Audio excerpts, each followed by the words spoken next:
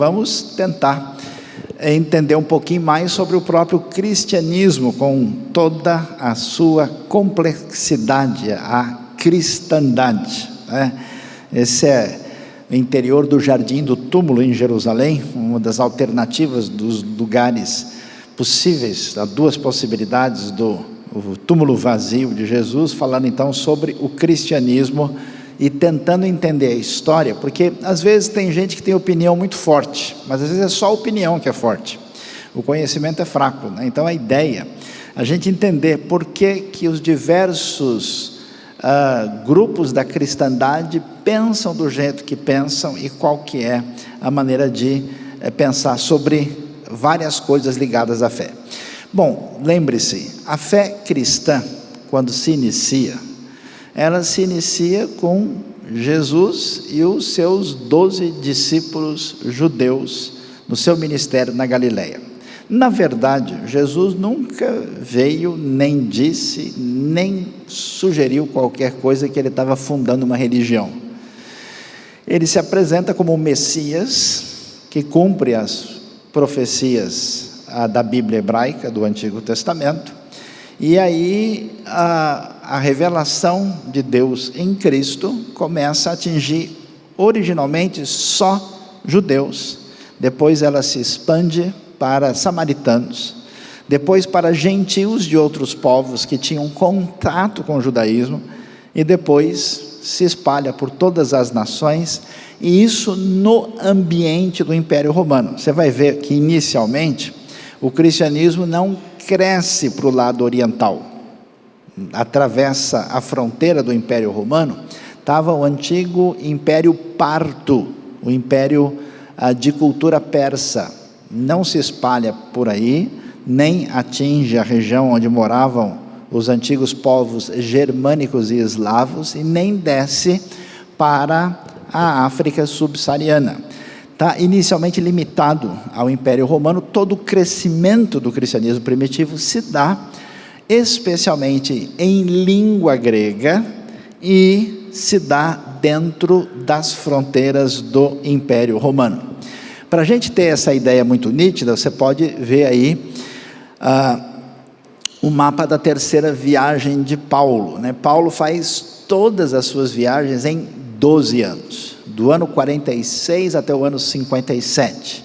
A última viagem é uma viagem de um pouquinho mais de 4 anos, entre o final do ano 52 até o ano 57, e aí você vê, né, quais são as regiões onde a fé no Messias Jesus se definem no primeiro século. A região da terra de Israel, chegando à Fenícia, a região da Síria, a região de diversas províncias na Anatólia, hoje atual Turquia, especialmente a Ásia Menor, Macedônia, norte da Grécia, e Acaia, sul da Grécia, chegando também a Creta, a Malta e as terras da Itália, e finalmente a grande capital do império, que era a cidade de Roma. E assim, essa fé cristã se define com força, especialmente nessa região que vocês estão vendo. Cidade de Éfeso, cidade principal do trabalho missionário do apóstolo Paulo. Ele passa 3 anos dos 12 das viagens em Éfeso, por isso nós temos as famosas 7 igrejas da Ásia. Esse cristianismo primitivo, portanto, se desenvolve e começa a atingir muita gente que não tinha nada a ver com o contexto judaico. Eram pagãos, gentios, adoradores dos cultos de mistério, que existia na Ásia Menor, adoradores de deuses egípcios, de deuses locais, a famosa Ártemis dos Efésios, dos deuses greco-romanos, do próprio imperador. Esse pessoal começa a receber o evangelho e crer. Agora dá uma olhada, essa fé cristã, que na sua maioria tem como seguidores escravos, gente simples, pouca gente de expressão recebe o evangelho no começo, né? Um primeiro que recebe, que tem uma expressão maior, é o famoso procônsul Sérgio Paulo, que a gente encontra na ilha de Chipre, conforme o relato que temos ali na viagem missionária de Paulo, Atos 13 e 14. Mas olha só, onde você tem essas áreas esverdeadas do mapa, aquela região da Ásia Menor e Ponto, aí você já tem, até o ano 300, que a gente pode chamar de uma maioria cristã. Depois, nessa área que está mais roxa, você tem uma minoria cristã expressiva. Grande parte de toda a região aí da Anatólia, incluindo o Egito, a Síria, Chipre, a própria região da Judéia, Grécia, sul da Itália e até as terras que envolvem o sul da França e a parte oriental também da Espanha e norte da África e Egito. Todas essas áreas já tem uma minoria cristã muito expressiva e o evangelho continua crescendo com força, e as outras áreas têm poucos cristãos, mas já tem. Então essa área que está um amarelo alaranjado aí, já tem presença cristã, e isso num crescimento de mais ou menos 2 séculos e meio, 2 séculos e pouco. Como é que a coisa acontece, né? O cristianismo continuou sendo perseguido pelo Império Romano. Por quê? Porque há uma rivalidade em termos de lealdade e obediência. O Império Romano, concentrando o poder e entendendo que a religião era uma maneira de dominar as pessoas, não queria concorrente. E quando o pessoal diz que Jesus é um rei, dizem que a sua lealdade é maior. Se você pega Apocalipse, diz que o reino do mundo passou a ser do Senhor e do seu Cristo. Os romanos ouviam isso e falaram: não, esse negócio está meio estranho. Esse pessoal quer aprontar para cima da gente, ainda mais que é um bando de gente meio simples, tem muito escravo, gente que não tem nada a ver. Eles não querem confusão, e sabiam que essa história estranha de cristianismo tinha vindo da terra de Israel, onde estavam os judeus, que já era um problema para eles, porque os judeus não aceitavam os seus deuses, desprezavam uma série de coisas dos romanos. Então isso continua difícil, 2, 3 séculos de muita intolerância, até que o imperador Constantino, no ano 325, se converte à fé cristã. Alguns dizem que a sua conversão é autêntica, outros dizem que ele teve uma experiência e uma parte disso é autêntica, outra parte não. Outros entendem que ele viu que não tinha jeito, que o império de fato estava sendo, vamos dizer, cada vez mais influenciado pela fé cristã, então ele adotou uma posição cristã por razão mais política, mas é possível mesmo que ele tenha tido uma experiência impactante. E atenção, Constantino não oficializou o cristianismo como a religião do império, não foi isso que aconteceu. O cristianismo passou a ser uma religião permitida. Na verdade, o famoso Edito de Milão, no ano 313, fez com que o cristianismo saísse da condição de religião ilegal. Até então ele era chamado de religio illicita, era oficialmente proibido ser cristão. Por isso a pessoa era perseguida, era um inimigo do Estado, como acontece em algumas regiões do mundo ainda hoje. Aí Constantino se torna cristão e o cristianismo é agora uma religião legal, aceita, e há um crescimento muito grande. Mas só depois, no final do 4º século, especialmente na época do Teodósio, é que o cristianismo vai ser a religião do Estado e se tornará a religião agora dominante, e inverte, aí começa a impedir os outros tipos de culto. Nesse período é importante o quê? Porque os escritos do Novo Testamento estavam espalhados, as igrejas já tinham entendido que era referência de fé, aí eles começam a estudar isso para definir qual que é a essência da doutrina dos seguidores de Jesus. E aí eles vão chegar a 2 conclusões que se tornaram referência para toda a cristandade durante 2 concílios extremamente importantes, que foi o concílio de Niceia, que aconteceu no ano 325. Niceia era uma localidade perto da antiga Constantinopla, aí pertinho da atual Istambul, e um outro concílio desculpa, Calcedônia, pertinho de Istambul, e Nicaea é um pouquinho mais longe, é num lugar chamado Iznik hoje. E em 451 acontece o concílio de Calcedônia. E por quê? Porque precisava se entender o que esses seguidores de Jesus entendem por Deus e o que eles entendem exatamente quem é Jesus.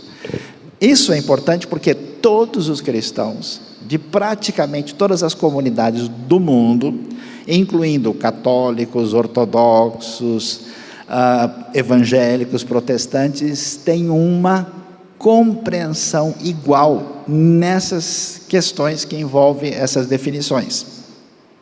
Por causa do dia da ressurreição, o cristianismo então adotou o domingo como dia de descanso, seguindo um princípio sabático da Bíblia, mas ao mesmo tempo celebrando a ressurreição. E o que foi entendido de um estudo mais aprofundado do Novo Testamento? É que o Novo Testamento fala que Deus Pai é Deus, fala que o Espírito Santo é Deus. Lembra lá em Atos 5, né?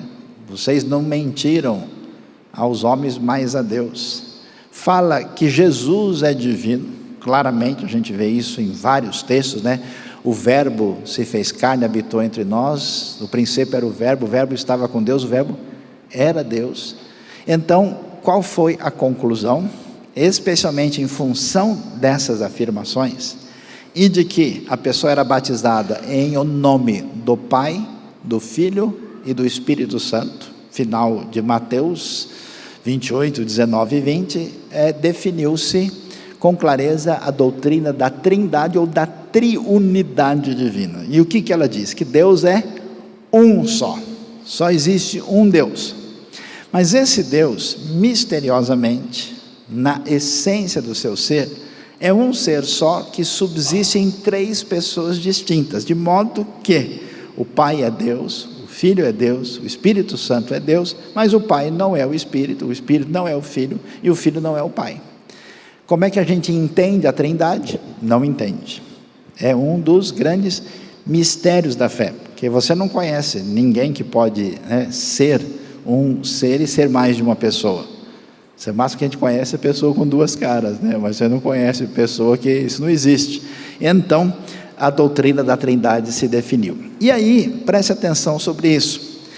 Surgiu, nesse contexto da igreja primitiva, a compreensão de que, naquilo que a gente chama de ortodoxia quer dizer doutrina correta, que existe na Trindade a ideia clara de uma unidade, porque é um Deus só. Existe uma diversidade, porque são três pessoas, e ao mesmo tempo, na essência da Trindade, ninguém é superior a ninguém. O Pai, o Filho e o Espírito, na essência, são iguais. Nos seus papéis na história, a coisa é um pouco diferente. Aí você vê, por exemplo, a oração que a gente faz, apesar que muito crente nem presta atenção no que está falando, né? A pessoa fala, Senhor Jesus, obrigado ao Pai, porque teu Espírito, vamos que vamos, né? A gente faz uma oração ao Pai, por meio do Espírito, em nome de Jesus. O Espírito tem um ministério de chamar atenção para a obra do Filho, né? E tudo que Jesus faz é para glorificar o seu Pai. Existe uma ação dentro da história redentiva com papéis específicos, mas essencialmente os três são um, então existe uma igualdade na Trindade. Quando alguém erra na unidade, onde é que ele vai parar? O politeísmo. Esse é o problema do grupo ou dos grupos da história que rejeitaram a divindade de Jesus. Então eles dizem, não, Jesus não é Deus. Mas como é que fica quando a Bíblia diz que o verbo era Deus? Aí eles dizem, não, era Deus, mas é um Deus menor. Aí você é o que? Você adora um grande ou um pequeno? Você necessariamente fica com dois, ou quem sabe até mais. Então não existe como negar essa realidade de que Jesus é divino e ao mesmo tempo é um com o Pai. Então quem erra na unidade cai no politeísmo. Quem erra no chamado modalismo vai errar na questão da diversidade. O que o modalismo ensina? Aquilo que as pessoas explicam sobre a Trindade que está errado. Não, a Trindade é assim, igual a água, porque tem o gasoso, tem o líquido e tem o gelo. Assim como cada um aparece de uma forma, Deus também tem vários modos de ser. Então, uma hora ele aparece como Pai, depois ele vira o Filho, depois ele vira o Espírito Santo, né? Tinha um desenho antigo dos Impossíveis, o Homem Fluido, né? Mais ou menos assim, alguns lembraram, o negócio está complicado, né? Do tempo da doutrina aí, né? O sentido dessa comparação está equivocado. Não é que um é uma forma diferente de ser do outro, não. O Pai é o Pai, o Filho é o Filho, o Espírito é o Espírito. Nenhuma ilustração é perfeita. É igual o ovo, que tem casca, gema e clara, também não. A ilustração menos ruim é que 1 vezes 1 vezes 1 é igual a 1, é a matemática. E quem erra na igualdade corre o risco de entrar no subordinacionismo, dizer, não, olha, é o Espírito que manda, é só o Filho que manda, é só o Pai que manda, e tenta estabelecer uma hierarquia inadequada. Por isso esse assunto é tão importante. Não só o início da fé cristã se preocupou com a questão da triunidade ou trindade, para tentar entender quem é o Deus revelado nas Escrituras, mas também de entender quem é Cristo. E aí, qual é a questão? A igreja primitiva logo descobriu com bastante clareza que Jesus era ao mesmo tempo divino e ao mesmo tempo humano. E isso é muito importante. Por quê? Porque se a gente diz que Jesus não é divino, então a morte dele é a morte de qualquer pessoa, de qualquer profeta. É impossível que a morte de um homem comum, de fato, possa perdoar os seus pecados. Se Jesus é apenas um profeta a mais, como alguns sugerem, então é muito difícil confiar que a sua morte vai ter efeito de salvação, a não ser por ele mesmo. E se Jesus não é humano, quer dizer que ele é um fantasma, quer dizer que tudo que aconteceu na cruz, todo o sofrimento, morte e ressurreição, foi um teatro. Então não se pode negar nenhum nem outro. Historicamente, alguns grupos, por que é importante saber isso? Porque hoje em dia tem gente que não conhece da história e reinventa a heresia antiga. E como o pessoal está desavisado e acha que esse negócio de doutrina não é tão importante, aí cada um pensa como achar melhor, a pessoa vai entrar num buraco que na história da igreja já aconteceu várias vezes e já deu uma série de complicações muito grandes. Então, por exemplo, o ebionismo negou a divindade de Jesus. Foi um dos primeiros grupos, ainda que surgiram, que não aceitavam Jesus como divino. Os docéticos, seguiam o chamado docetismo, negou a natureza humana de Jesus. Jesus é apenas uma espécie de espírito. Jesus é uma manifestação etérea. O arianismo, que seguia as ideias de um bispo chamado Ário, no mesmo caminho, foi uma controvérsia muito grande no século IV, negou também a natureza divina. E outras ideias posteriores, eles tiveram outras complicações. O nestorianismo, por exemplo, que se espalhou com uma certa força, especialmente no V século, negou a união das duas naturezas, humana e divina. Quer dizer, Jesus humano, Jesus divino. Os dois estão juntos? Não. Uma hora pega o humano, outra hora pega o divino. É igual a rádio assim, FM, dependendo, está na Paulista, não pega nenhuma, né? Saiu, pegou. Então Jesus fez milagre porque a natureza divina estava pegando, o Mar da Galileia estava forte, mas chegou em Jerusalém, só pegou o humano, aí o negócio deu ruim. Não é assim. O eutiquianismo negou a distinção das naturezas. Não existe humano divino. Jesus é uma coisa um tanto quanto estranha. E a visão de apolinarianismo, negou que Jesus tivesse um espírito humano. Ele era divino, ele tinha alma e corpo, até aí tudo bem, mas o espírito dele aí não era humano. Então a alma era, o espírito não era, e saber quem está cada hora funcionando é uma confusão. Por causa disso, a igreja teve que sentar, estudar, analisar e chegar a um consenso, que é um consenso de toda a história cristã. O Concílio de Nicéia, como nós mencionamos, uma representação iconográfica aí do ano 325, que teve 318 bispos, presbíteros e diáconos, mais de 2.000 pessoas, durou 41 dias. Está vendo? O sujeito hoje senta para ouvir um estudo bíblico de 1 hora e cansa, né? 41 dias, discutindo sobre a questão da divindade de Cristo, com a presença de 18 bispos arianos, e o Concílio de Nicéia definiu agora o que nós vamos ver aí, o chamado Credo de Nicéia, que foi referendado e revisado depois de alguns anos em Constantinopla. E o que esse credo diz? O que é um credo? É uma confissão, uma declaração de fé. Cremos em um só Deus, Pai Todo-Poderoso, Criador de todas as coisas visíveis e invisíveis, em um só Senhor Jesus Cristo, unigênito Filho de Deus, gerado pelo Pai antes de todos os séculos, luz da luz, verdadeiro Deus de verdadeiro Deus, gerado, não criado, diferente uma coisa da outra, importante, de uma só substância com o Pai, pelo qual todas as coisas foram feitas, o qual por nós homens e por nossa salvação desceu dos céus, foi feito carne pelo Espírito Santo e da Virgem Maria, e tornou-se homem, foi crucificado por nós sob Pôncio Pilatos, e padeceu e foi sepultado, e ressuscitou ao terceiro dia, conforme as Escrituras, e subiu aos céus e assentou-se à direita do Pai, e de novo há de vir com glória para julgar os vivos e os mortos, e o seu reino não terá fim. E no Espírito Santo, Senhor e vivificador, que procede do Pai e do Filho, e que com o Pai e o Filho conjuntamente é adorado e glorificado, que falou através dos profetas, e na Igreja una, santa, católica, que quer dizer universal, e apostólica, baseado na doutrina dos apóstolos, confessamos um só batismo para a remissão dos pecados, esperamos a ressurreição dos mortos e a vida do século vindouro. Amém. Preste atenção. O caminho da doutrina na igreja primitiva sempre seguiu que direção? A direção quando as pessoas começaram a dizer coisas que não faziam sentido. Até as cartas de Paulo.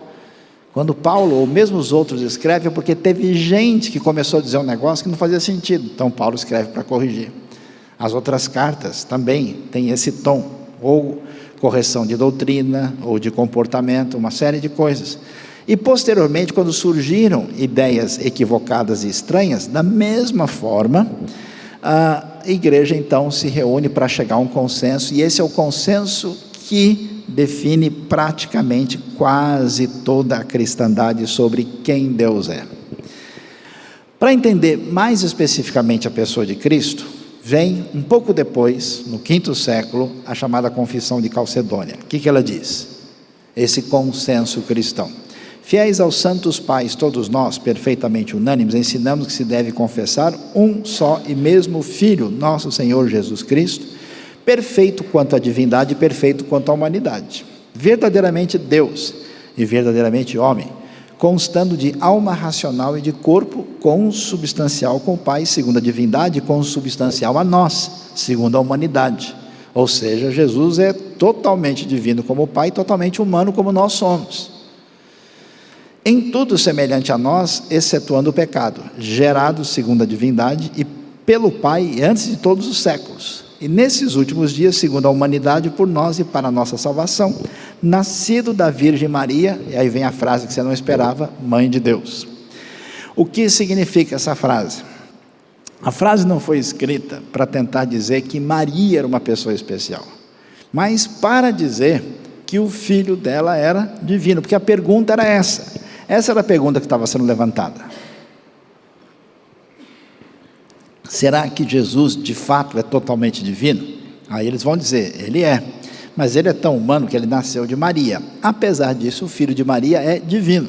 Maria, em nenhum momento, nesse momento da história, ganha uma posição além do que a Escritura diz. E a frase foi apresentada para dizer que o seu filho era totalmente divino, de fato, conforme as Escrituras.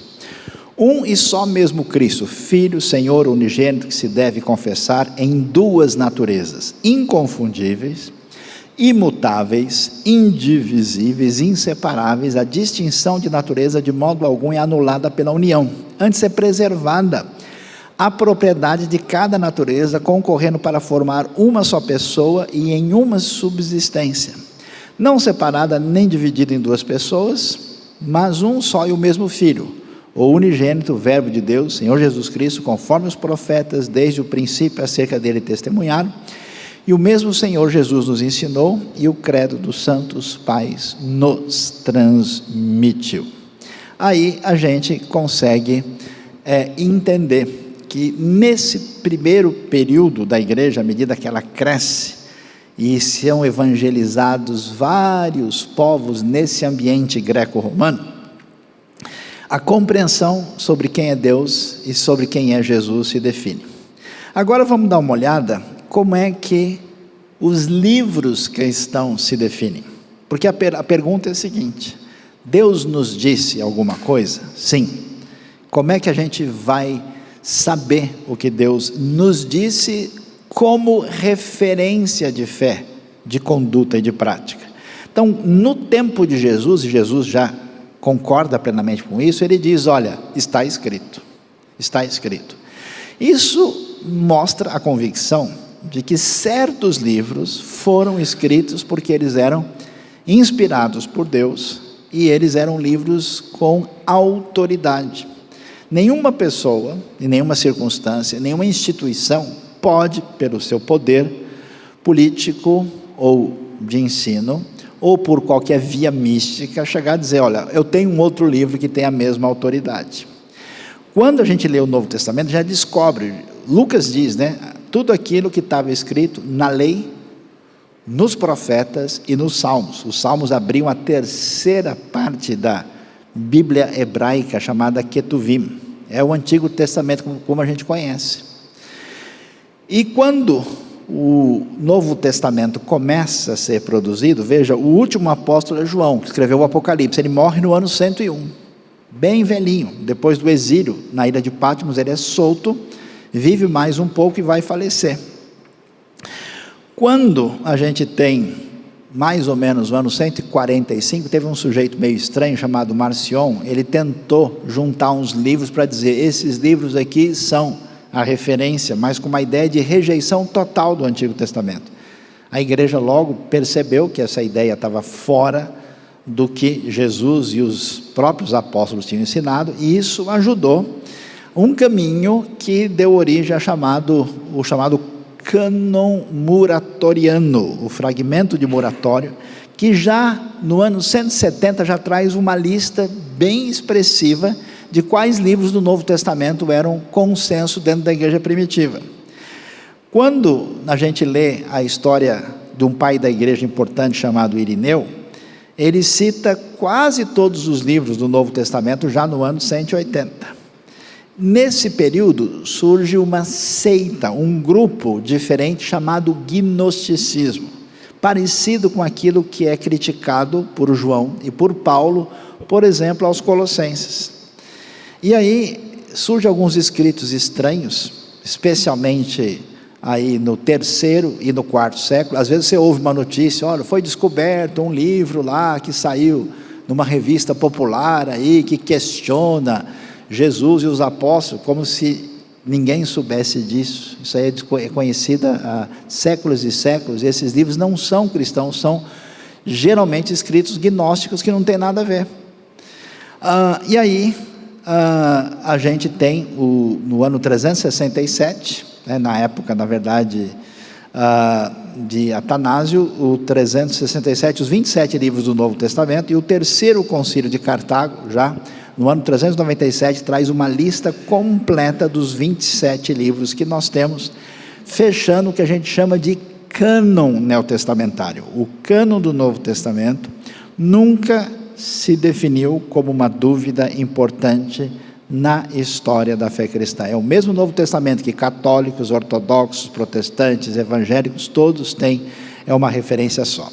E a fé cristã vai se espalhando, vai embora, e depois de atingir esse Império Romano, e você vai se lembrar, esse Império Romano do Ocidente é destruído pelas invasões dos bárbaros germânicos, aí no 5º século, 476 é a queda de Roma, e aí a partir então do 6º século começam missões da igreja cristã para alcançar povos não alcançados. Você pode imaginar uma coisa dessa? Que nesse momento da história, os antepassados dos alemães, dos ingleses, dos holandeses, dos escandinavos, são todos pagãos, eles nem conhecem ainda o evangelho.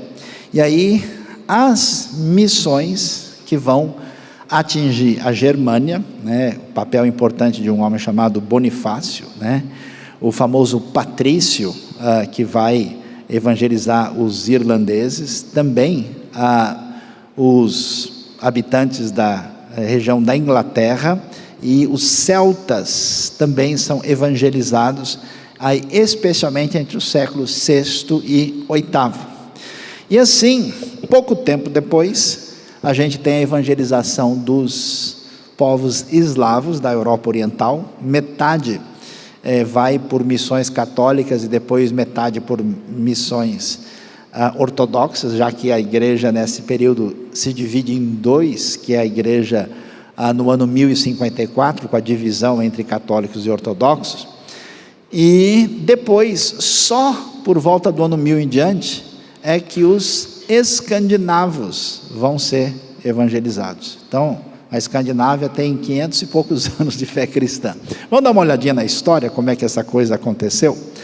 Lá os textos do Novo Testamento, o Evangelho, a partir do ano 500, cresce um caminho na igreja que se afasta do entendimento da Bíblia.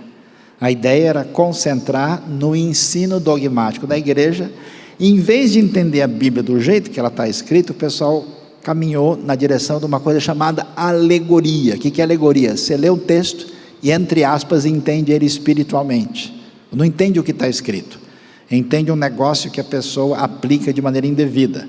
Foi nesse caminho, o pessoal falava, Jesus chegou em Jerusalém. O que é Jerusalém? Jerusalém é o céu, Jerusalém é o caminho da virtude, Jerusalém é a prática da caridade, Jerusalém é Jerusalém. Ó, que grande mistério, né?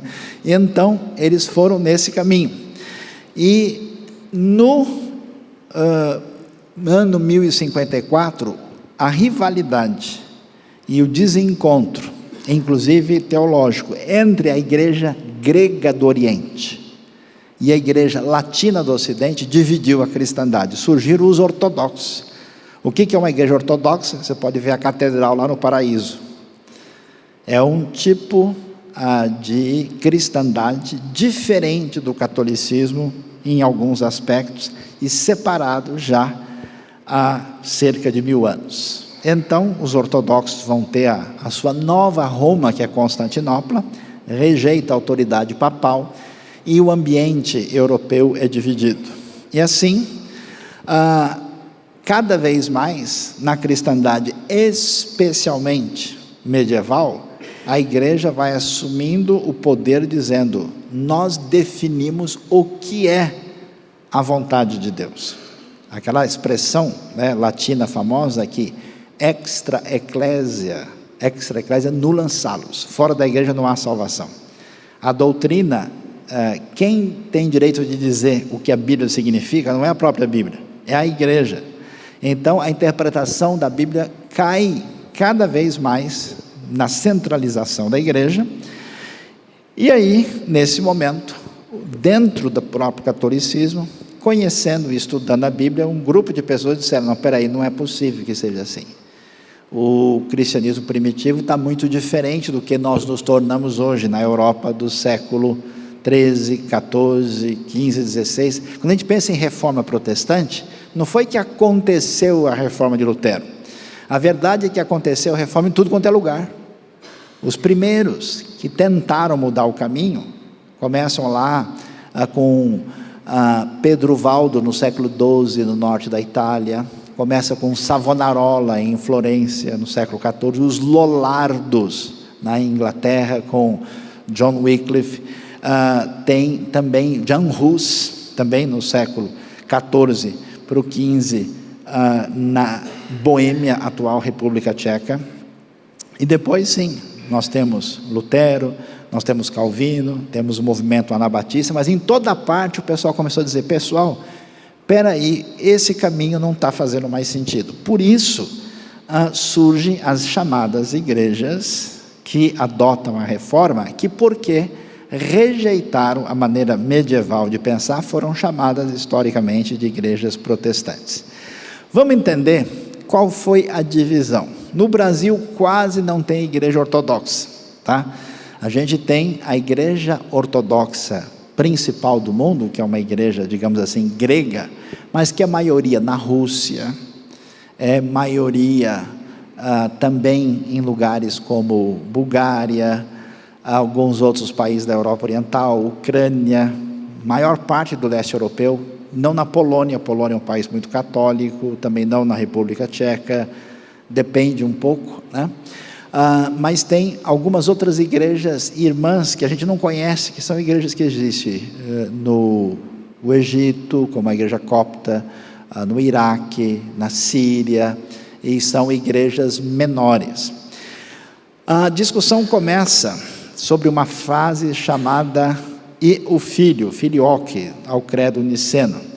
A discussão, que a gente não vai entrar aqui agora, era se o Espírito procede só do Pai ou se procede do Filho também, e as decorrências disso para a maneira de se organizar. No Ocidente, na Europa Latina, a igreja logo adotou estátuas, como a gente conhece na prática de representar os santos. Os orientais, os gregos, os ortodoxos, nunca aceitaram isso. Eles têm o que eles chamam de ícones, imagens bidimensionais, geralmente douradas, para representar o sagrado, mas eles rejeitaram as estátuas. Usam pão sem fermento na Eucaristia, na ceia. Rejeitaram o primado do Papa, né? A igreja ortodoxa não tem um Papa, ela tem um patriarca. Na verdade, são vários patriarcados que conversam entre si e não tem uma liderança centralizada única. A subordinação da igreja ao Estado, quer dizer que no Ocidente todo o Estado estava completamente debaixo da igreja, porque acabou unindo totalmente, e no Oriente questionou-se isso. O celibato, que passou a ser obrigatório no ambiente católico, no ambiente ortodoxo, ele existe, é possível, mas não é obrigatório, né? A regra é que se alguém se torna sacerdote, ele não se casa mais, mas se ele é casado e se torna sacerdote, não há problema. E também, você vai ver, se você viajar, que eles gostam de ser bem barbudos, tá? Então não confunda a barba, tem muita barba nesse mundo religioso, não confunda a barba errada. Olha que coisa interessante. Os dois sempre tiveram uma visão monoteísta, crendo que Jesus é Messias e morreu para nos levar ao céu. Tem 7 sacramentos. Sacramento é uma cerimônia que transmite graça de Deus como se fosse de maneira automática. A graça de Deus é poderosamente infundida através da experiência que a pessoa passa. É quase um conceito mágico. A Bíblia é o texto principal e eles passaram a praticar adoração no templo, na igreja. Esse negócio de que é espaço que as pessoas se reúnem à casa do Senhor. É um conceito forte aí. Mas a igreja, olha que coisa interessante, a igreja católica romana se tornou uma igreja com uma teologia muito mais racional. Por isso que a gente vai ter racionalismo no Ocidente. Na igreja ortodoxa não, a coisa é mais espiritual. Por exemplo, os ortodoxos, eles têm receio de explicar Deus muito, porque diz que a razão não alcança Deus. Na teologia do Ocidente, tudo o pessoal quer definir, quer dizer, quer colocar, né, nos limites. Então, na igreja ortodoxa diz, o máximo que a gente pode dizer é que o que Deus não é. Dizer o que Ele é muita ousadia. Então, eles são mais assim, místicos, diferentes. A igreja católica acredita que os conceitos teológicos podem mudar no decorrer do tempo. E qual é a razão? A razão é que a autoridade está na igreja. Como a autoridade está na igreja, o que a igreja decidir está decidido. A igreja pode até dizer o que a gente põe na Bíblia e o que a gente tira. Com quem está a autoridade? A igreja tem opiniões diferentes através da história, mas como a decisão é da igreja, não se discute isso. A igreja ortodoxa tem doutrinas mais definidas que não mudam com o tempo.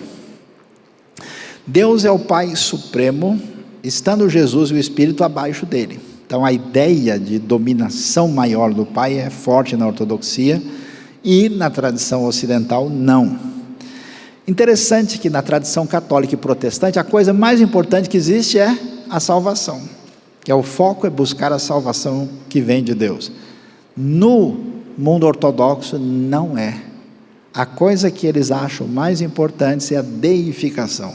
Em que sentido? Que o fiel deve buscar na vida um desejo maior de ser mais parecido com Deus. Por isso que tem tantos monastérios, tem tanta coisa voltada para essa espiritualidade pessoal acentuada. Todos os bispos são iguais na ortodoxia e não há uma cabeça da igreja.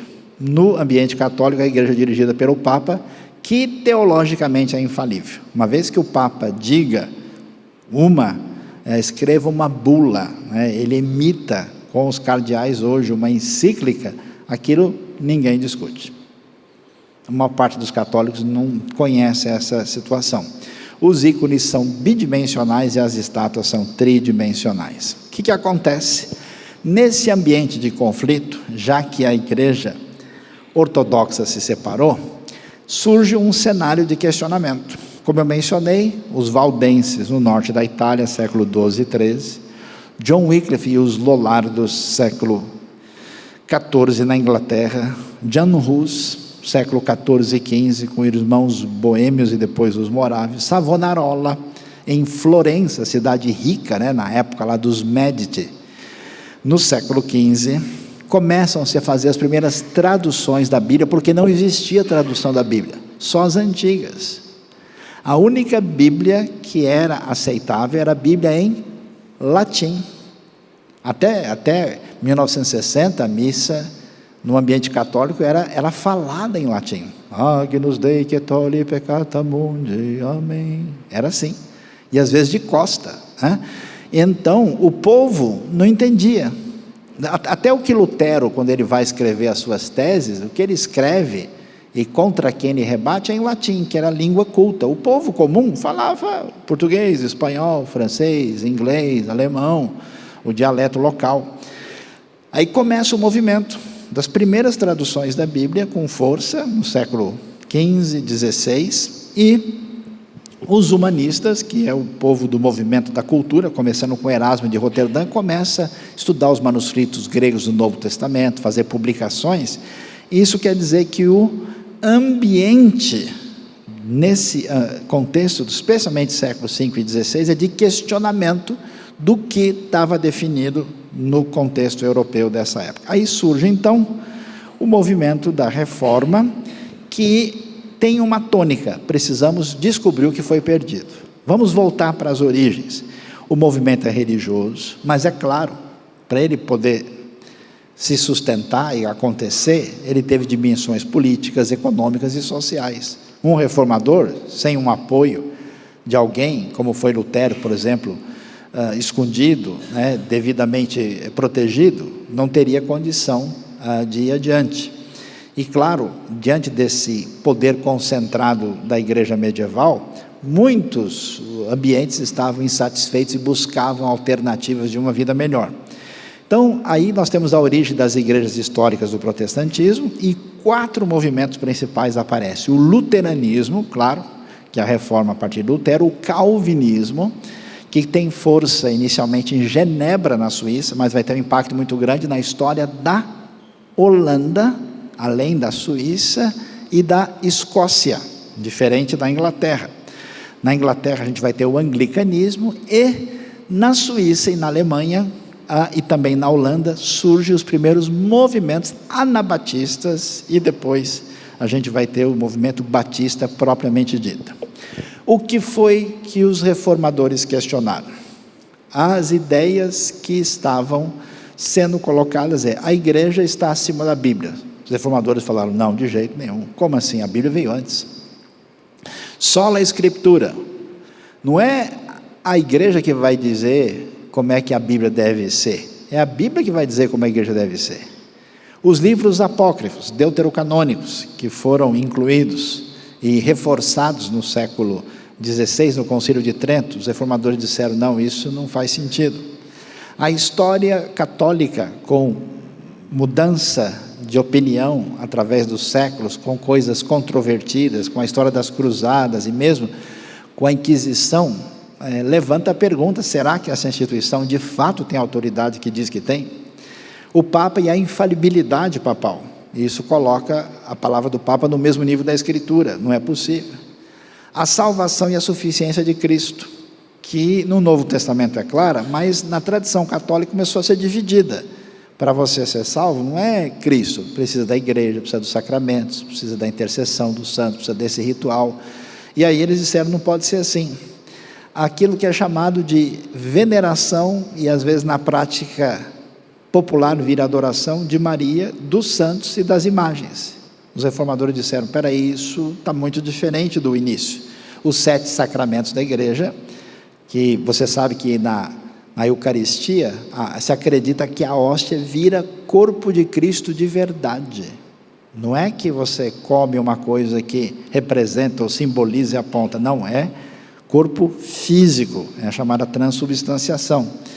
Por causa dessas ideias, houve uma mudança de pensamento, e o questionamento principal, que levantou os solos cristos, da insuficiência do sacrifício de Cristo. E aí você pode ver figuras históricas da reforma: Lutero na Alemanha, Calvino em Genebra, Zwinglio em Zurique, também dentro desse movimento reformado aí. Simons, a história dos menonitas, os anabatistas, que eram o que a gente chama de reformadores radicais. Os anabatistas, os menonitas são primo dos batistas, muito próximos, muito semelhantes.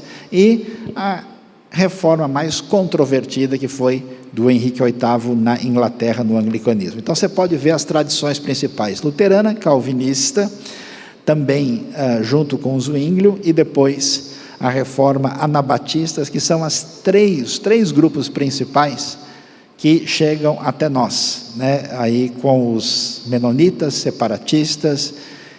A igreja luterana fora da Alemanha é chamada de igreja episcopal. E mais tarde a reforma anglicana, que também tem o nome de episcopal fora, e aí tem uma ideia diferente. Então você pode ver, está vendo? Constantino, cristandade unida, divisão, igreja católica ortodoxa 1054, reforma, especialmente a partir do século XVI, com as divisões que nós temos hoje, para a gente entender. E aí a gente brinca hoje, porque os grupos cristãos entraram num nível tão grande de divisões, que a gente fala que onde há 2 evangélicos reunidos tem pelo menos 7 opiniões diferentes, A pergunta não é mais qual é a denominação a que a pessoa pertence, é quantas denominações moram dentro dele, A maior parte dos evangélicos que eu conheço hoje, eles convivem com doutrinas contraditórias dentro deles mesmos, dependendo do dia da semana aparece uma, Olha lá, então a tradição judaica, vem Jesus, uma igreja, grande separação, Lutero,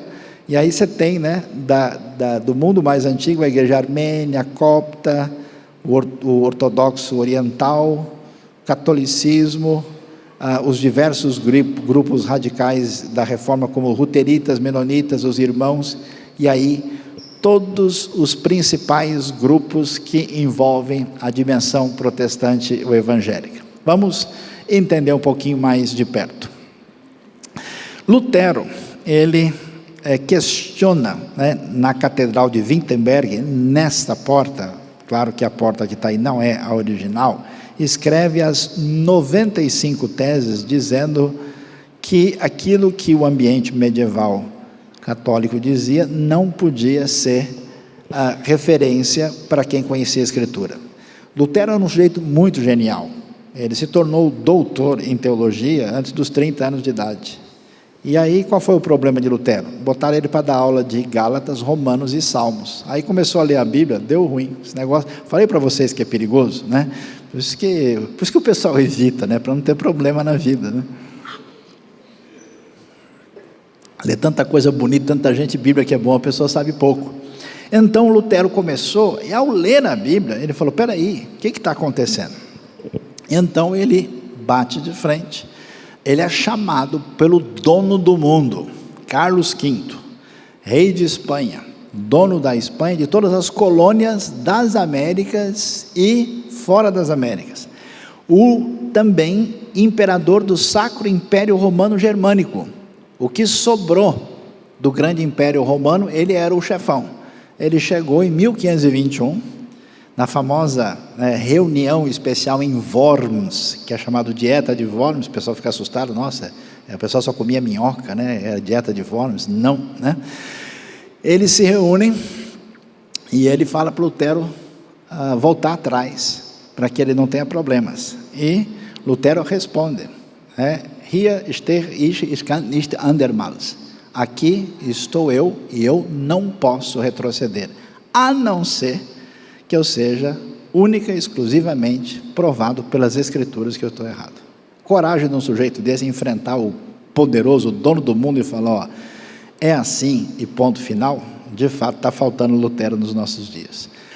Veja lá, princípios da reforma, somente a Escritura, somente a graça, somente a fé, somente Cristo, somente glória para Deus. Isso parece repetição, mas nesse tempo não.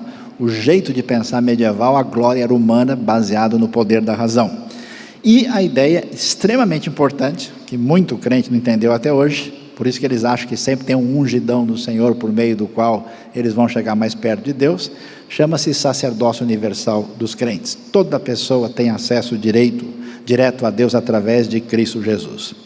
A reforma também acontece na Suíça, em Zurique, a dimensão reformada muito próxima do Calvino, acontece através do Ulrico Zwinglio, no final do século XV, mais começo do século XVI, e em Genebra, Calvino, que originalmente é francês, se refugia em Genebra, porque vocês sabem que houve uma matança, uma perseguição muito forte do protestantismo francês, inclusive o início desse protestantismo desembarcou no Brasil, na invasão francesa, no Rio de Janeiro, do lado do Santos Dumont, em março de 1555, e Calvino dá início à reforma em Genebra, e aí você dá uma olhada como é que a coisa ficou, em pouco tempo, aí um mapa do século XVI, XVII, a parte que está laranja já é uma parte predominantemente protestante.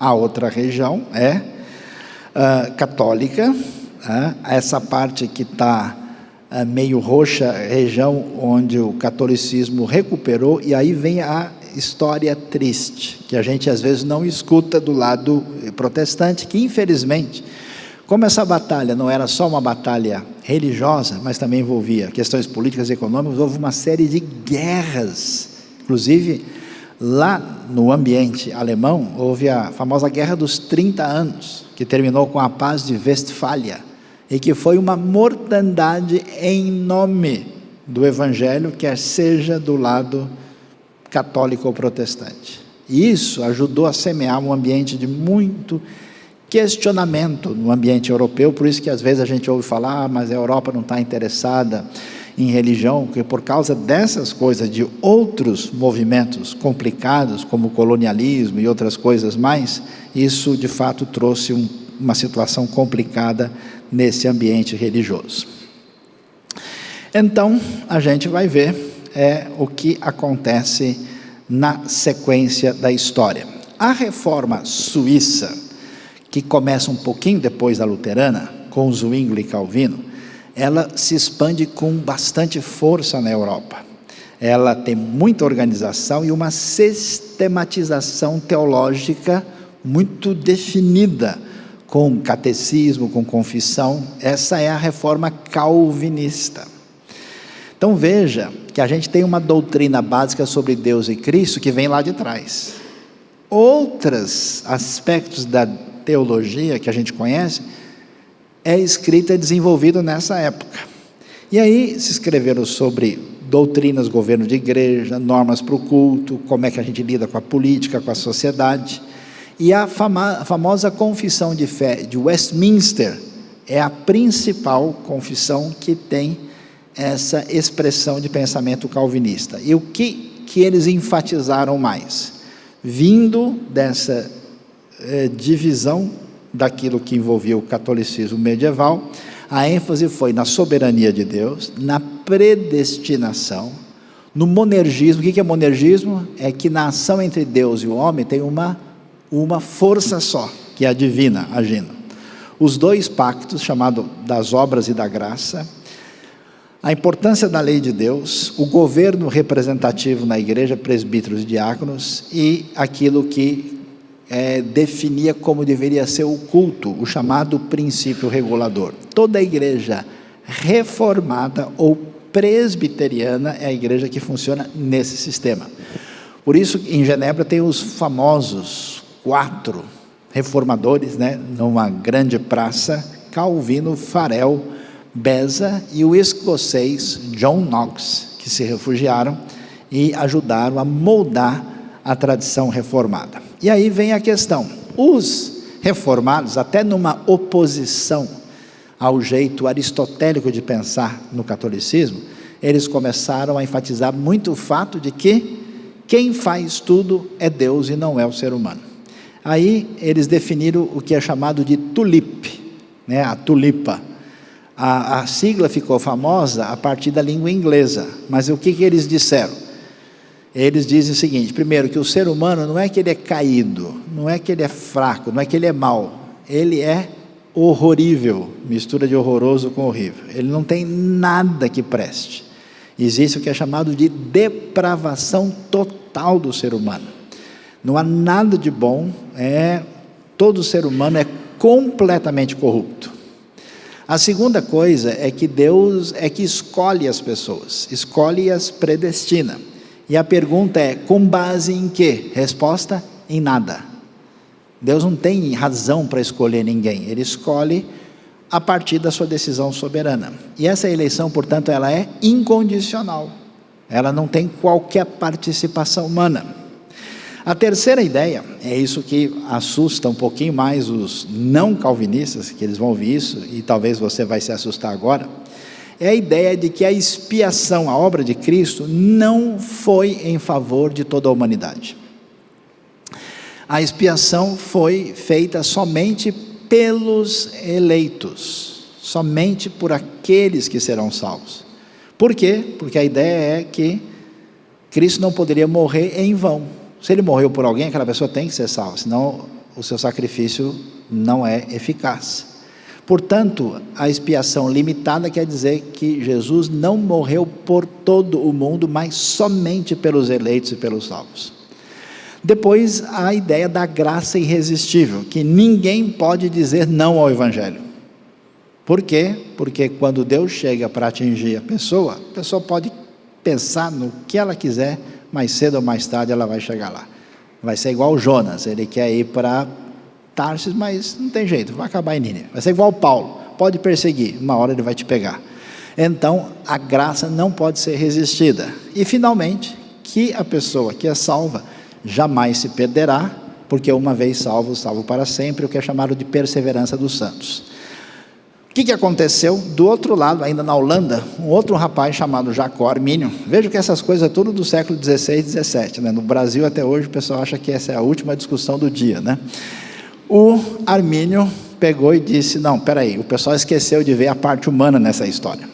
E aí surgiu o que é chamado teologia arminiana, muito comum no ambiente metodista, wesleyano, pentecostal, que diz: não é assim. Primeiro, que não dá para tirar do ser humano a sua liberdade de escolha, e o homem tem livre-arbítrio.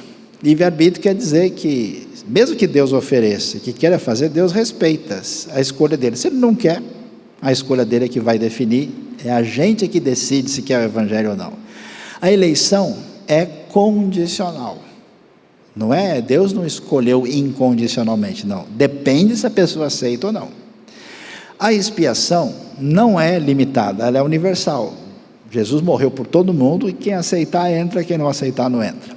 A graça de Deus pode ser rejeitada. Se a pessoa não quer, várias pessoas seguiram a Jesus no Novo Testamento e depois, portanto, essa pessoa pode dizer não para Deus e é possível cair da graça.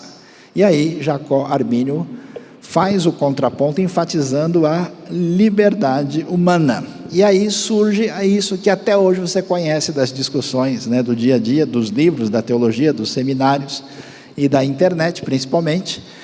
Tem um estudo interessante que, se você quer analisar, que a gente fez, você pode achar aí no próprio YouTube, como é que lida com essa questão. E aí surgem as tradições diferentes. Mas, em um contexto um pouco diferente, surge a reforma radical. O que é a reforma radical? Falou, pessoal, nada de tirar a poeira da igreja medieval. Esse negócio de dizer que aquilo que no catolicismo romano não é expressamente antibíblico, a gente preserva, não tem condições. A gente não quer saber disso. Os luteranos fizeram isso, a gente não aceita. Esse negócio também de a gente preserva da igreja antiga, aquilo que é bíblico, também não dá. Sabe o que tem que fazer? Derruba tudo e começa do zero. Foi assim que pensaram os anabatistas.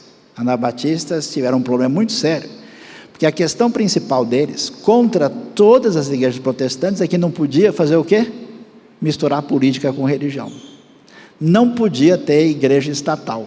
Aí, esse pessoal é visto pelas igrejas estatais, católica ou protestante, como uma ameaça, e eles sofrem muito. São perseguidos, são mortos. Alguns eram realmente meio malucos, fizeram uns negócios muito estranhos. Teve um grupo deles que saiu nu na rua, uma vez, na Holanda, dizendo, nós somos a verdade nua de Deus. Então, o pessoal estava precisando de um pouquinho de orientação. Andreas Karlstadt e Thomas Müntzer.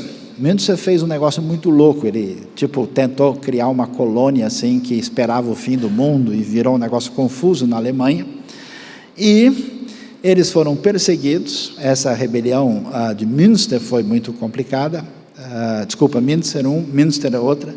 Menno Simons, que é a origem dos menonitas, que surge na Holanda, mais especificamente na antiga Frísia. Felix Manz, que estava em Zurique, e aliás foi morto, afogado pelos protestantes locais, porque eles rejeitavam a ideia de batismo por imersão. E na Áustria surgiu Jakob Rutter, na cidade de Innsbruck. E aí se discute qual a ligação entre os anabatistas e os batistas. Alguns dizem que tem, em termos de afinidade de muita coisa, sim, mas na verdade os batistas, como a gente conhece hoje, têm uma origem um pouco diferente. Eles vão surgir na Inglaterra, os batistas como a gente conhece hoje, vão migrar para a Holanda na época da perseguição, e muitos vão para a América do Norte. Por isso que nos Estados Unidos tem um número tão grande de batistas, e depois se espalham pelo mundo todo. Aí você pode ver vários representantes da chamada reforma radical, conforme a gente mencionou, perseguidos no século XVI. Dá uma olhada num exemplo muito interessante, porque eles são importantes até os dias de hoje, né? Um grupo de religiosos e humanistas reúne-se em torno de Zwingli e Zurique, os irmãos suíços. Aí começa uma discussão, em 1525, sobre batismo infantil. Os primeiros batismos de adultos que eram proibidos por lei. E a primeira congregação anabatista, e eles são chamados de radicais. Um dos exemplos mais significativos são os menonitas. Os menonitas se tornaram um grupo anabatista totalmente pacifista. Recusam o exército, recusam total envolvimento com a sociedade. Eles tiveram muita força na Holanda inicialmente, mas depois tiveram que sair, e um bom grupo deles foi para a Rússia. Foi convidado pela rainha Catarina, porque eles eram grandes agricultores, e depois se espalharam para vários lugares do mundo. Quem já assistiu o filme com os Amishes, né? Lembra? Vários filmes, tem a Testemunha, outros, que é aquele pessoal de preto que vive como se vivia 300 anos atrás, que não tem eletricidade, não tem carro. Então esse pessoal tem origem menonita. Tem bastante menonita, sabe onde? No Paraguai, na Bolívia, na Argentina, no México, no Uruguai e no Brasil. A maior parte dos menonitas do mundo são muito conservadores, mas chegou no Brasil, aí acabou com tudo, não tem condição. Os menonitas aqui já se ajustaram, já torce para os times, assiste a Copa do Mundo. Tem uma cidade importante perto de Curitiba, chamada Wittmarsum, né, que é a colônia, eles falam um dialeto do alemão chamado Plattdeutsch, mas a maioria está muito inserida na sociedade. É difícil ter um grupo da moda antiga como você encontra em outros países. Você vai para lugares como Bolívia, Paraguai e até Estados Unidos, você encontra gente do jeito que era há 3 séculos atrás, né? mas eles mantêm princípios dessa tradição, mas com costumes que têm a ver com uma outra realidade. Os anabatistas, portanto, surge uma união fraternal em Schleitheim e aprova uma confissão de fé escrita por um líder chamado Miguel Sattler. Eles sofreram muitas perseguições em diversas partes da Europa, por isso que ou acabam morrendo ou acabam imigrando, indo para outras partes. E aí um grupo extremista cria uma teocracia em Münster, e aí uma batalha, o pessoal vai lá, eles são aniquilados. Em 1536, o Menno Simons torna-se o fundador do movimento menonita, e você vê que é muito próximo da época de Lutero. Lutero é 1517, a coisa acontece meio que na sequência, né? E ele publica um livro importante chamado a obra Fundamento da Doutrina Cristã. E o que os anabatistas ensinavam? O que eles diziam? A ideia é voltar ao ideal da igreja primitiva. Sabe esse negócio de todo mundo ser igual e ter tudo em comum? Aquela coisa de Atos 2, é muito do que havia na cabeça de diversos anabatistas originais. Separação total entre igreja e Estado, o valor da consciência e da decisão. Então o batismo só podia ser de adultos por imersão, pessoas que sabiam o que estavam fazendo, diferente daquele que se tornava cristão por questões familiares. O total afastamento do mundo, já que não havia o que recuperar na sociedade. Muita fraternidade entre eles e esse senso de igualdade muito grande. E a vasta maioria, por isso que eles foram perseguidos, mortos com facilidade, porque eles proibiam totalmente o uso de armas, qualquer ideia de serviço militar, e eram completamente pacifistas. Então, se alguém quisesse dar um jeito nesses primeiros anabatistas, a coisa não era difícil, já que em outros contextos a coisa era bem diferente. E desenvolveram muito vida comunitária em colônias agrícolas. Daí você vê esse ambiente Amish, né? E de outros lugares. Por que eles foram chamados pela rainha para ir para a Rússia? Porque eles eram especialistas em trabalhar na terra. É quase um paralelo com os kibbutz, né, que acontecem na história israelense depois. Então vamos ver o que a gente descobre. Século XV e XVI, a concretização efetiva do movimento protestante na Europa. Duas tradições surgem. Uma enfatiza tudo na base da soberania e decisão divina. Essa é a tradição reformada. Depois, a tradição arminiana, que diz não, a liberdade humana é decisiva e Deus não vai forçar ninguém. Essas duas bases organizam a maior parte dos movimentos, de modo que dentro da tradição mais reformada estão luteranos, calvinistas, presbiterianos, reformados e batistas. Tradição arminiana, ela cresce mais depois. Metodistas, wesleyanos, batistas do livre-arbítrio, renovados, pentecostais e nazarenos. Você observa qual é o grupo que tem nos dois? Só os batistas. Batistas não tem jeito, né? Onde tem dois batistas reunidos, tem 21 opiniões diferentes, né? Eles estão de um lado, estão do outro, e de fato, no ambiente batista, essa não é uma questão decisiva. Você vai ter batista muito calvinista, batista muito arminiano, e geralmente eles são meio termo nessas questões que são tão decisivas em certos ambientes. Aí o que acontece? Historicamente, você está perguntando para mim aí, mas e a igreja metodista? A igreja metodista vem depois. Depois quando? Ela vai nascer aí no século XVIII. Movimento de John e Charles Wesley na Inglaterra. Movimento que se separa do anglicanismo, em busca de quê? De santificação, de reforma social e de ação poderosa do Espírito.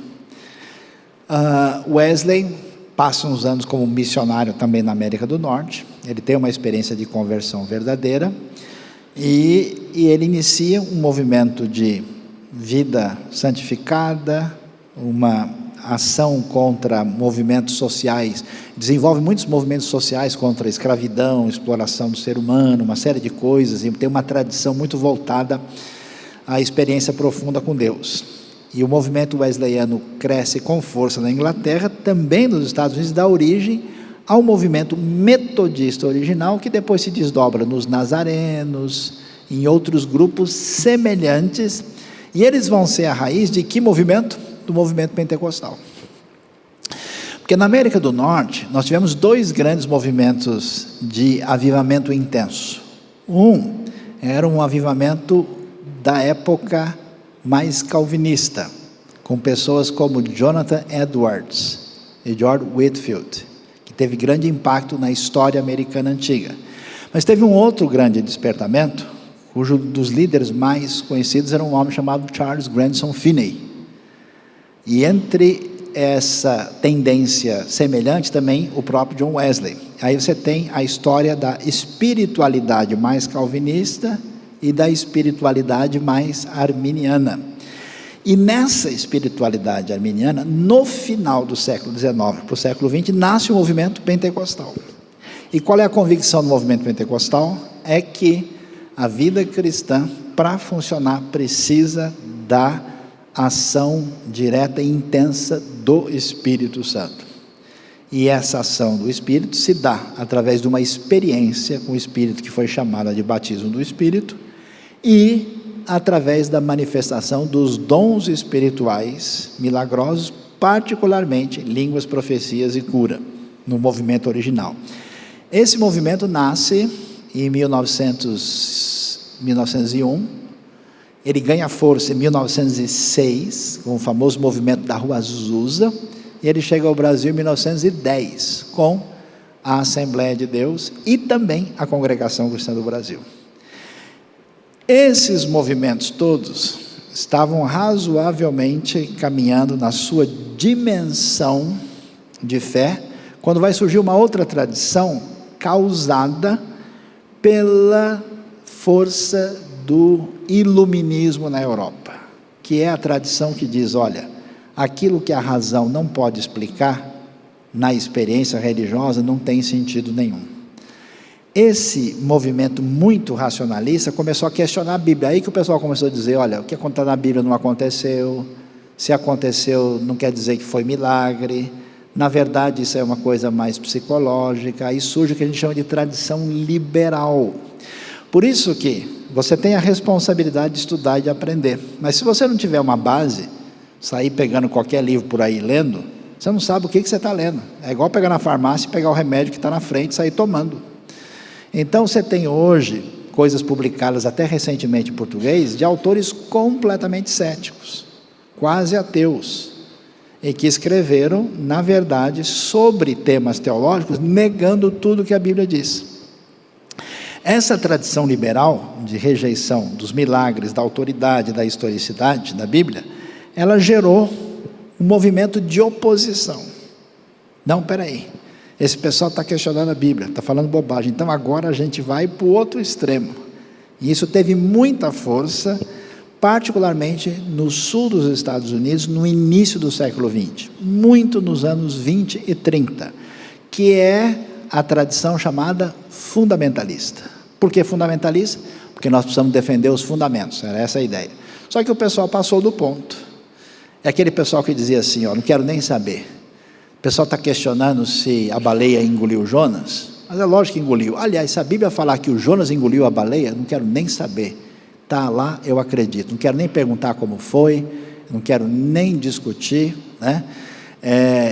É coisa que meio é proibido pensar, e esse movimento foi ficando muitas vezes extremista em certas coisas que até eram tradições religiosas, não exatamente o que a Bíblia dizia.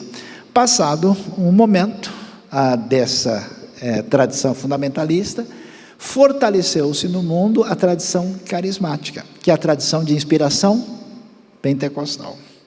Essa tradição diz, ó, chega de brigar com a razão, o negócio é orar, jejuar e o fogo vai cair. Ô glória! Aí o pessoal começou e de fato houve um grande crescimento, uma grande expansão, uma grande evangelização, Muitas coisas positivas da tradição carismática, mas também algumas coisas que a gente viu que trouxe uma série de problemas. Surgiram muitas seitas, grupos estranhos, confusões. Então, a gente vê o problema sempre do desequilíbrio. E o que acontece? Graças a Deus, olha que coisa interessante, isso é recente, hein? Olha que tristeza para a gente. A maior parte dos grupos cristãos, inclusive evangélicos e protestantes, tinha uma atitude grande de desunião. Somente depois, na metade do século XX, só depois dos anos 60, 70, que o pessoal disse, espera aí, tem mais coisa que une a gente do que distingue. Então surgiu o que a gente chama de tradição evangélica, ou evangelical, que trouxe movimentos como o famoso movimento de Lausanne, em 1974 na Suíça, quando uma quantidade grande de igrejas cristãs evangélicas que afirmam a autoridade bíblica estiveram unidas dentro do mesmo propósito, doutrina e missão. E hoje nós estamos num grande desafio, porque hoje nós estamos num mundo pós-moderno, um mundo doido, um mundo das realidades líquidas, o mundo das indefinições. A gente quase que nenhuma pessoa do mundo de hoje tem qualquer situação de estabilidade de qualquer tipo. E aí como é que você trabalha com os valores e o pensamento bíblico num contexto onde as pessoas são completamente voláteis e destituídas desse compromisso com uma referência muito definida? Portanto, o que a gente precisa descobrir no nosso entendimento sobre a questão da cristandade e aquilo que nós cremos e seguimos? Primeiro, é necessário olhar para a história. A teologia fundamental da cristandade vem dos pais da igreja. O evangelho não nasceu na Europa, não começou na Alemanha, na Suíça, na Inglaterra. Jesus não era um pregador reformado, é bom a gente lembrar, Jesus não era um batista, é igual o pessoal às vezes pergunta, mas qual é a igreja que Jesus ia aqui em Israel, pastor Saião? Eu falei, a primeira igreja batista de Jerusalém, com certeza, ele era diácono lá, A base que a gente tem de doutrina é a cristologia, a doutrina de Deus vem lá da igreja antiga, antes de haver protestantismo.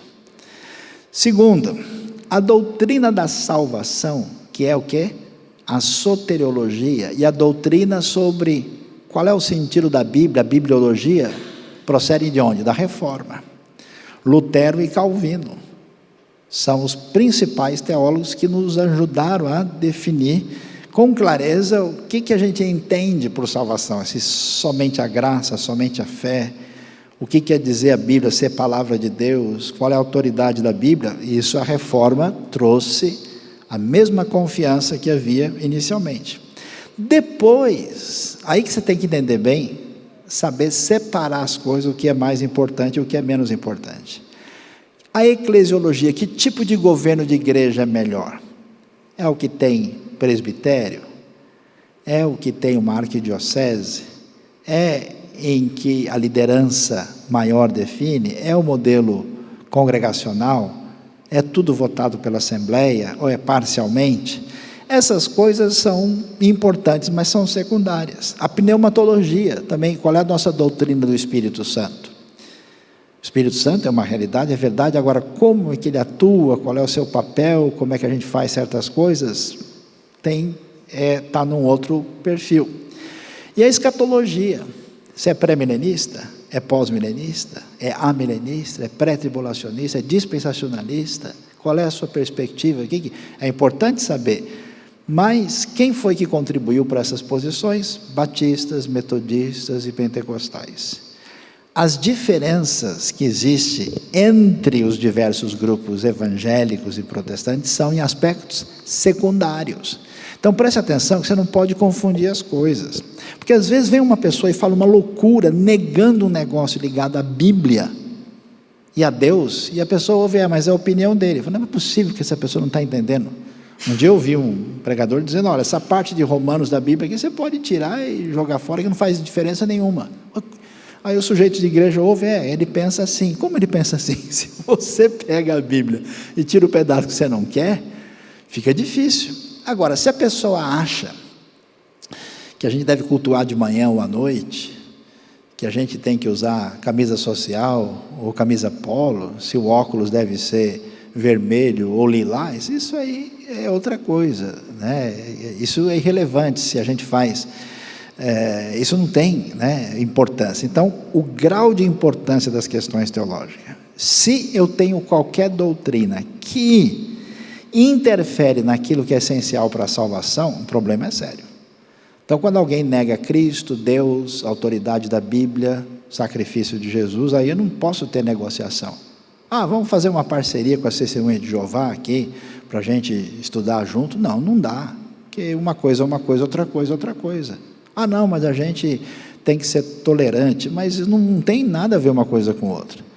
Tolerância tem a ver exatamente com ideias diferentes. Eu estava dando uma palestra num ambiente misto uma vez, e aí chegou um sujeito, ficou bravo, que eu estava falando muito sobre Cristo, ele falou, não pode falar sobre Cristo. Eu falei, desculpa, eu não sabia, não pode? Qual que é a lei? Ele disse, não, você tem que falar sobre Deus, porque sobre Deus todo mundo concorda, em Cristo tem divergência. Eu falei, mas não fomos chamados aqui para um diálogo? Se é um diálogo ou é um monólogo? Se todo mundo for falar a mesma coisa, é só monólogo. Agora, se a gente tem um diálogo, cada um tem que falar uma coisa diferente. Posso falar diferente? Então me diz o que eu devo falar igual a todo mundo. Aí ele ficou perdido, que ele se atrapalhou no próprio raciocínio. Essencial para a doutrina. Tem coisa que não interfere na salvação, mas é complicado. Eu conheci um sujeito, por exemplo, que alguém falou para ele, Jesus está voltando semana que vem. Pronto. Ele vendeu as coisas dele, deu para os outros, arrumou um monte de coisa, tal, e deitou no chão e ficou esperando. E aí a coisa, então quer dizer, tem coisa que não é essencial à salvação, mas doutrinariamente é muito importante. Quando a pessoa erra em questão fundamental, os resultados serão complicados. Tem coisa que é importante, mas não é essencial. Se a pessoa tem uma posição escatológica, ele é antes da tribulação, se ele é meio da tribulação, ou se ele é pré-milenista ou não, isso tem o seu valor, mas não é essencial. E tem coisa que é absolutamente sem importância. Qual era a cor da roupa que Jesus usava? Sei lá. Tem coisa, às vezes eu vejo o pessoal discutindo coisa completamente inútil e que não tem sentido, né? Que tipo de música Deus gosta? Tem que chegar lá em cima e a gente pergunta para ele. Eu acho que ele deve gostar de várias, né? Como a gente mencionou no nosso Teolossalmos aqui, que o Karl Barth achava que os anjos gostavam muito da música de Mozart, né? Aí o outro teólogo falou para ele, eles gostam de Mozart quando eles estão conversando entre eles, quando chega Deus é Bach mesmo, então a gente não sabe, né? E tem coisa que é especulação. Pastor, Adão tinha umbigo, porque como ele foi o homem primeiro a ser formado, ele é o exemplo de todos, ele não nasceu de parto, não cortou, né, cordão umbilical, então será que ele não tinha umbigo, porque ele é o primeiro, ou na hora de terminar, Deus pegou e fez um umbigo para ele ser o padrão de todos? Tem gente discutindo até hoje, tem pessoas viajando na maionese, então, descrevendo que o Éden, a cor da casca da goiaba no Éden era assim, tudo isso é especulação. Então fuja de especulação, como Paulo orienta, né, sobre as discussões inúteis sobre genealogia, coisas sem importância, deixe para lá. Preste atenção naquilo que é importante, que é bom você ter convicção e direção. Não negocie doutrina essencial e não abra mão daquilo que é essencial para a salvação. Tá? Que Deus então nos abençoe, nos ajudando a entender a realidade que envolve aí a diversidade da cristandade, e pelo menos agora a gente tem condição de entender um pouquinho, né, do cenário à nossa volta. Se você gostou dessa mensagem, você foi abençoado por essa mensagem, dá um joinha, inscreva-se no nosso canal e aperte lá o sininho para receber todas as notificações.